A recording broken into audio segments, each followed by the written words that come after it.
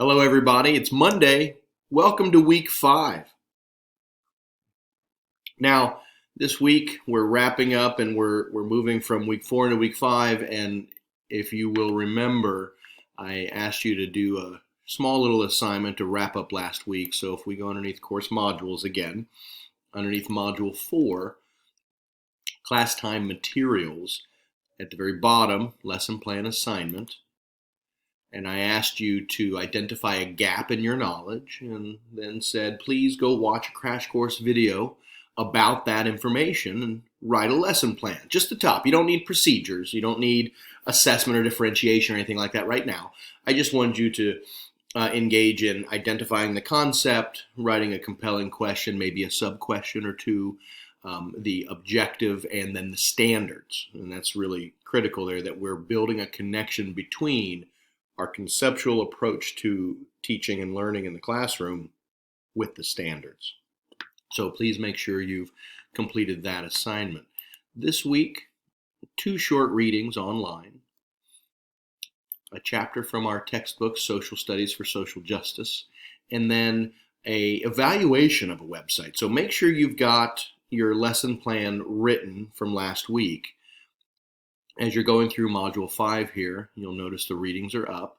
So here's a video to remind you about inquiry learning, an article from Edtopia, and then an article from socialstudies.com about inquiry in the classroom that I'd like you to take a look at and incorporate into your blogging, of course. And then read this chapter 3 for us, and this is about creating that social justice, democratic-oriented classroom. And we're going to engage in considering the characteristics and the function of a classroom that is rooted in democracy in the elementary or even beyond classroom. So down here at the bottom is lesson analysis. After you've completed the readings for Wednesday, I'd like you to go and check out a C3 inquiry-based lesson that is grade related. So if you click on this button here, it takes you to the C3 Teachers College Career and Civic Life. This is what we do with social studies these days. This is 21st century social studies. You'll select a grade. So let's go down to 3rd grade, and it will pull up options. So here is a lesson on Appalachia, maybe not applying to you. Children's rights, that could apply. Cultural diversity, geography, global trade, globalization, leadership, and government. These are examples. I want you to select one of these to evaluate using the questions that I asked you in the Blackboard site. So I'm going to let that open up, and the questions are right here. Do you think this is a good and effective lesson, and why? What are the consequences of teaching this lesson or other lessons like this based in inquiry? Can you identify an alternative or additional sub-question or questions? What changes might you suggest? And then who gains from this lesson and who might struggle? Now the lessons look like this. Here's your compelling question. Does it matter how leaders are chosen?